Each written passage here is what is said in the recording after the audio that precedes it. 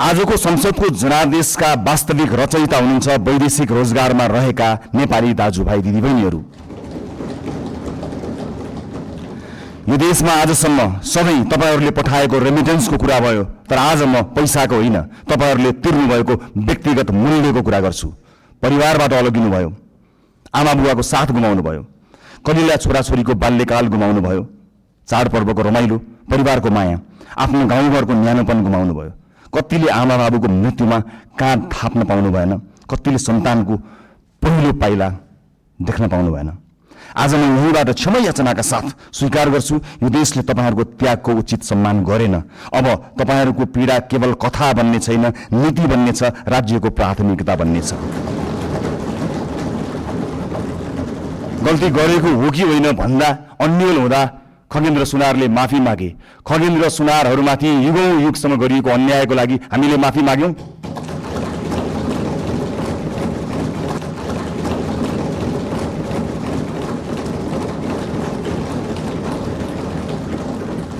यो सरकार शताब्दीदेखिको विभेदको, अन्यायको, अत्याचारको इतिहाससँग पहिलो पटक सामूहिक र सार्वजनिक माफी माग्दैछ, त्यो पनि यो सदनबाट।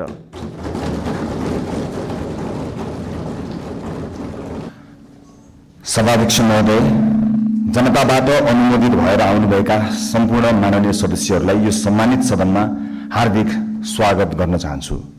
यो संसद राष्ट्र निर्माणका शहीदहरूदेखि जेएनजी शहीदसम्मका बलिदानको सन्तान हो।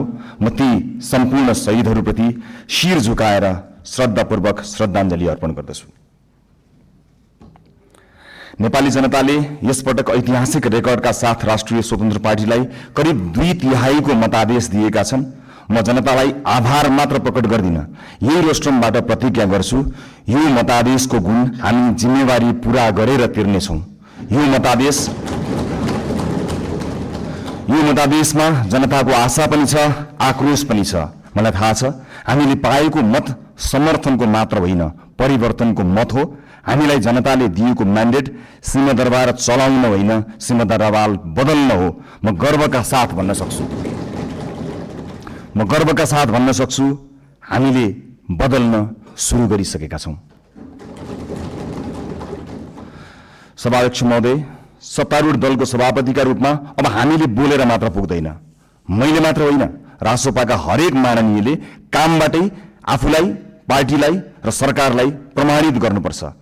अब हामी राम्ररी बोल्नुभन्दा पनि हाम्रा कामहरू र सरकारका कामहरू आफै अत्यन्त राम्रोसँग बोल्नेछन् र ती बोल्न सुरु गरिसकेका कुरा फेरि पनि म निवेदन गर्न चाहन्छु। सभाध्यक्ष महोदय, हामीलाई हनीमुन पिरियडको सुविधा पनि चाहिँदैन। हामी दिन गनेर होइन, सेकेन्ड गनेर काम गर्न चाहन्छौँ र गर्न सुरु गरिसकेका छौँ। तपाईहरूले सरकारको रफ्तार देखिरहनु भएको छ। अब कर्मचारी तन्त्र सहित सिङ्गो देशले यो रफ्तारसँग गति मिलाउनुको विकल्प छैन। हामी आफ्ना मात्र होइन, जायज छन् भने विपक्षी दलका चुनावी प्रतिबद्धताको पनि स्वामित्व लिन तयार भएर आएका छौं र यसको सार्वजनिक घोषणा हामीले गरिसकेका छौं। सभाध्यक्ष महोदय, सरकारका प्राथमिकता, योजना र दिशा सविस्तार सम्माननीय प्रधानमन्त्री ज्यूबाटै आवश्यक परे बोलेर र आवश्यक नपर्दा नबोलेरै कामबाट प्रस्तुत हुने कुरा पनि म सम्मानित सदनलाई जानकारी गराउनेछु। र म आज केवल केही राजनीतिक विषयमा प्रवेश गर्न चाहन्छु। सभाध्यक्ष महोदय, यो सम्मानित संसदमा यसअघि पनि पटक पटक एकल बहुमतका सरकार नबनेका होइनन्, तर ती सरकारहरू इतिहासका अङ्क बने, इतिहास बदल्ने औजार बन्न सकेनन्। किन सकेनन्? दृष्टिकोणमा समस्या थियो कि प्राथमिकतामा, पारदर्शिता र जवाफदेहितामा कमजोरी थियो कि कार्यान्वयनमा? किन अवसरहरूलाई परिणाममा बदल्न सकिएन?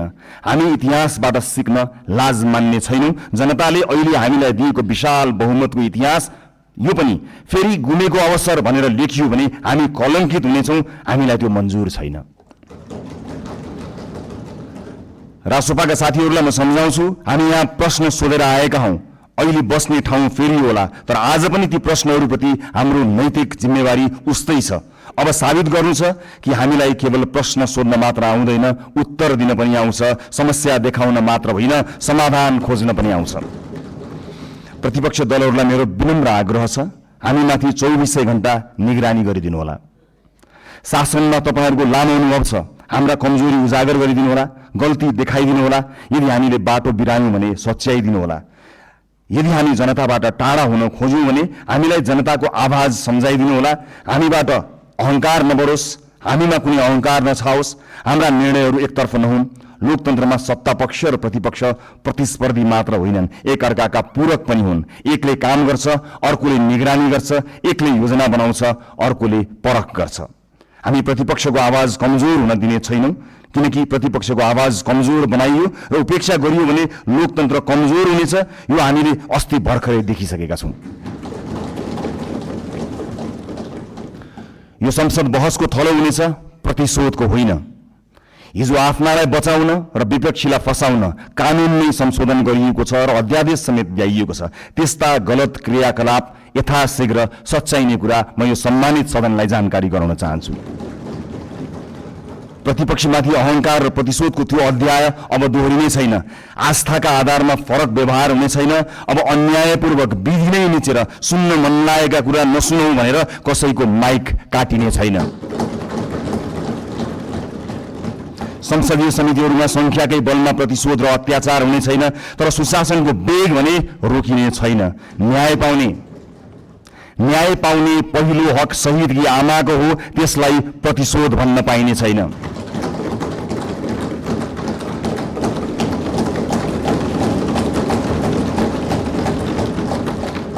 यो सरकार जेनजी विद्रोहको पनि सन्तान हो। हिजो संविधान र कानूनको आवरणमा नेता र पार्टीका सिफारिसबाट नियुक्ति लिएकाहरूले स्वैच्छिक रूपमा राजीनामा दिँदै विधिको पालना गर्नमा सहयोग गरिदिनु हुन म अपिल गर्न चाहन्छु।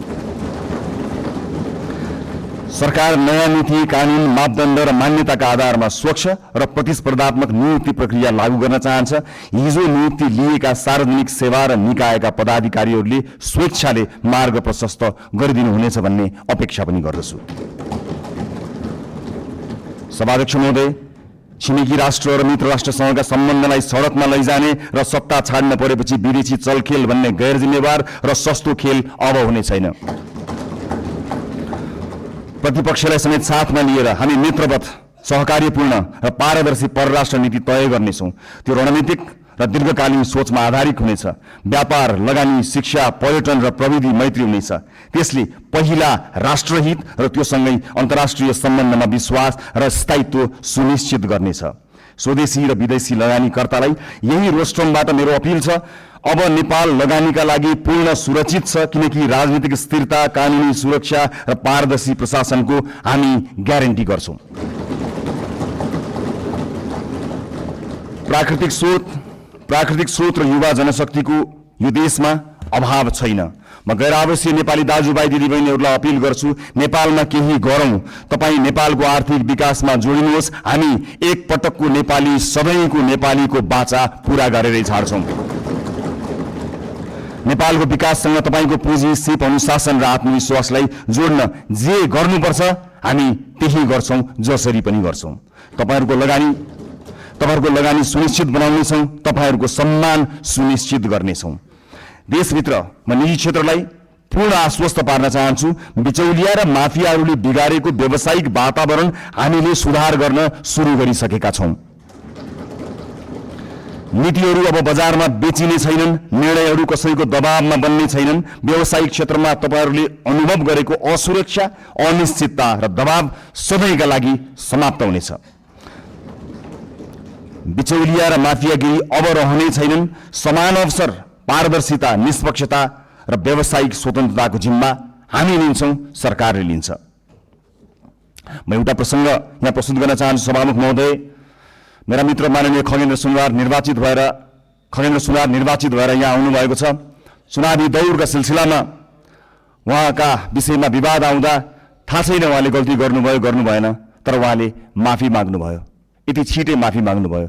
भन्नुभयो मबाट त्यस्तो गल्ती भयो जस्तो मलाई लाग्दैन, तर गल्ती भएको रहेछ भनेर माफी माग्नुभयो। म आज यो सिङ्गो सदनबाट सिङ्गो देशलाई भन्न चाहन्छु, गल्ती गरेको हो कि होइन भन्दा अन्यल हुँदा खगेन्द्र सुनारले माफी मागे। खगेन्द्र सुनारहरूमाथि युगौं युगसम्म गरिएको अन्यायको लागि हामीले माफी माग्यौं।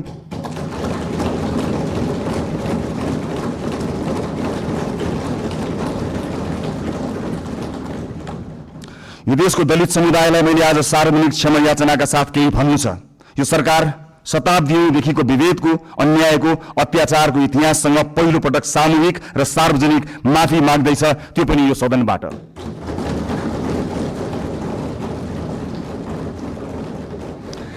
आजसम्मको विभेद सामाजिक गल्ती थिएन, संगठित अपराध थियो। यो देश किन बनेन थाहा छ? किनकि जसका हातमा सिप थियो तिनलाई हामीले अछुत मान्यौं। अब कुनै पनि नेपाली जातका नाममा झुक्नु पर्ने छैन। म सिङ्गो पार्टी, सम्माननीय प्रधानमन्त्रीज्यू, सरकारको तर्फबाट पनि माफी माग्छौं र यो माफीको मूल्य अब न्यायले गर्नेछ भन्ने कुरा पनि सुनिश्चित गर्न चाहन्छु। यो रेस्टुरेन्टबाट मैले आमा र दिदीबहिनीहरूलाई पनि केही भन्नु छ। यो देशमा तपाईहरूले सबैभन्दा धेरै जिम्मेवारी बोकेर पनि सबैभन्दा कम अवसर पाउनुभयो। घर सम्हाल्नुभयो, परिवार बचाउनु भयो, समाज चलाउनु भयो, तर त्यसलाई काम मानिएन। महिलालाई अवसर अब अनुग्रह होइन, अधिकार हुनेछ। हामी सुनिश्चित गर्नेछौँ शिक्षा र रोजगारीमा बराबर पहुँच, राज्यका हरेक तहमा अर्थपूर्ण प्रतिनिधित्व, कर्मस्थल र समाजमा सुरक्षा र सम्मान, अनि महिला विरुद्धका हिंसामा शून्य सहनशीलता।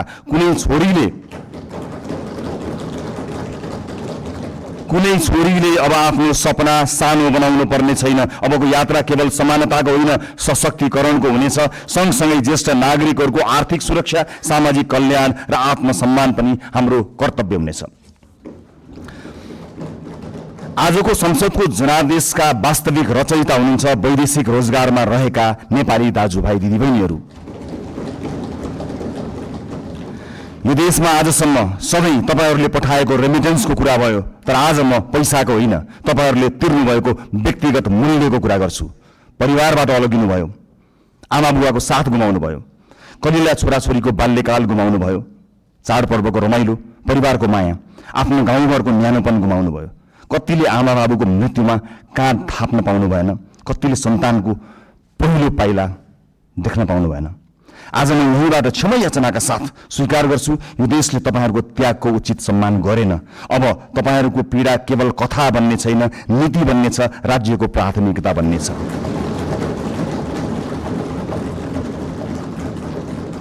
बिचौलिया र श्रम माफिया अब कारबाहीका भागीदार हुनेछन्। अबको नीति तथा कार्यक्रम र बजेट तपाईहरूको हुनेछ। खाडी क्षेत्रमा अब जाने हाम्रा राजदूतहरू बिचौलियासँगको डिनर टेबलमा होइन, श्रमिकका शिविरहरूमा भेटिनेछन्। मैले युवा साथीहरूलाई विशेष अपिल गर्नु छ, यो परिवर्तन पनि तपाईहरूको हो, यो सरकार पनि तपाईहरूको हो, यो संसद पनि तपाईहरूको, सङ्घर्ष, तपाईहरूको आवाज र तपाईहरूको विश्वासको परिणाम हो यो संसद। तपाईहरूलाई दक्ष र आत्मनिर्भर बनाउन, रोजगारी र उद्यमशीलतासँग जोड्न, नवप्रवर्तन र नेतृत्वका अवसरहरू पैदा गर्न सरकार प्रतिबद्ध छ। माननीय सांसदज्यूहरू, जुनसुकै पार्टीबाट चुनिएर आए पनि हामी जनतालाई प्रतिनिधित्व गर्दछौँ। त्यसैले अब हाम्रो लक्ष्य एउटै हुनुपर्छ, देशको समृद्धि, जनताको जीवनमा सुधार र न्यायपूर्ण समाजको निर्माण। मलाई विश्वास छ यो सहकार्य, उत्तरदायित्व र परिवर्तनको प्रतीक हुनेछ। धन्यवाद।